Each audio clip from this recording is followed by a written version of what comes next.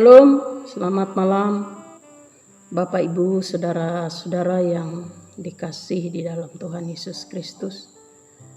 Berjumpa kembali kita dalam renungan harian firman Tuhan di edisi Senin tanggal 18 Oktober tahun 2021.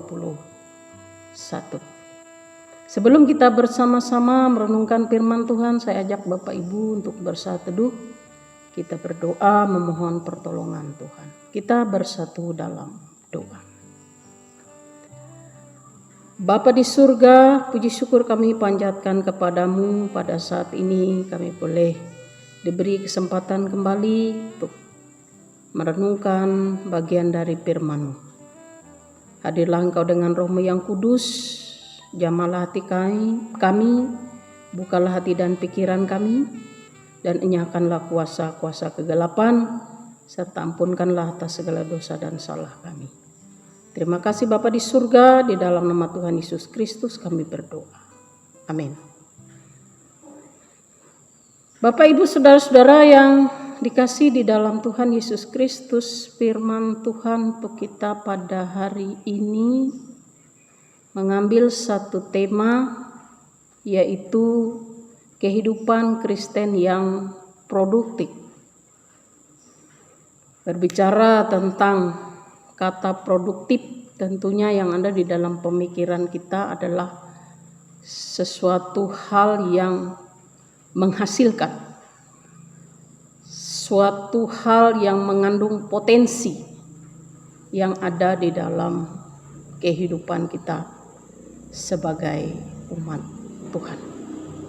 Dan sudah pasti Bapak Ibu saudara-saudara yang dikasihi di dalam Tuhan Yesus Kristus, kita sebagai orang percaya harus menunjukkan geliat hidup yang menjadi tanda kita adalah orang-orang yang aktif, orang-orang yang giat, dan orang-orang yang memiliki potensi dan juga siap menghasilkan yang baik bagi Tuhan. Nah, salah satu ciri khas hidup orang Kristen atau orang percaya adalah bersekutu, bersaksi, dan melayani. Bahkan inilah yang dijadikan sebagai tri panggilan gereja untuk saat ini. Apa artinya Bapak Ibu saudara-saudara dalam kata ini? Artinya bahwa kehidupan orang Kristen itu harus berbuah dan menghasilkan buah. Setiap kita secara pribadi, lepas pribadi, memiliki tugas dan tanggung jawab untuk memahami ajaran-ajaran dasar tentang pentingnya hidup beriman. Untuk bisa bertumbuh menuju kedewasaan, kita perlu maju melampaui. Tetapi bukan meninggalkan ajaran-ajaran dasar tentang iman. Orang Kristen yang sudah dewasa, rohani, hendaknya mengajar orang-orang Kristen baru, lalu bertindak berdasarkan apa yang mereka ketahui dengan belajar lebih banyak lagi dari firman Allah.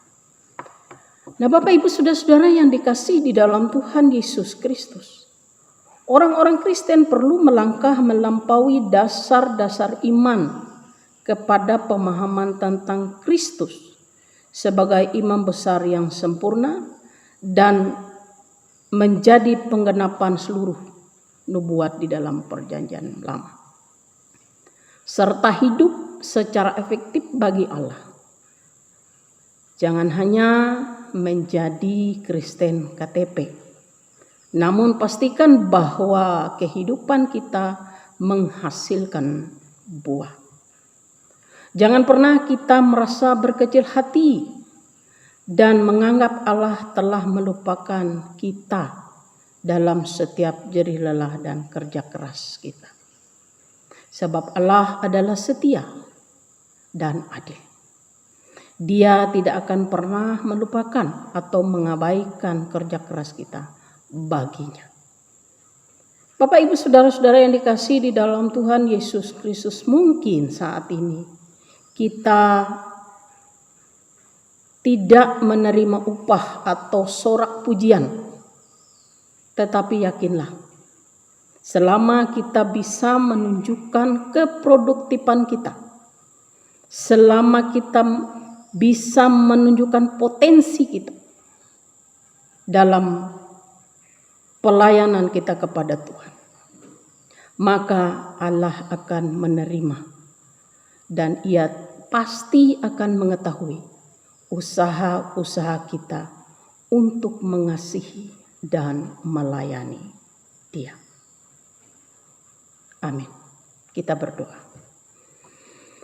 Kami bersyukur Tuhan atas firman-Mu yang sungguh luar biasa memberkati kami, mengingatkan kami, menyandarkan kami, bahwa Tuhan menginginkan kami boleh menjadi orang yang produktif, orang yang memiliki potensi dan mengembangkan potensi itu untuk kehidupan pelayanan dan melayani Tuhan.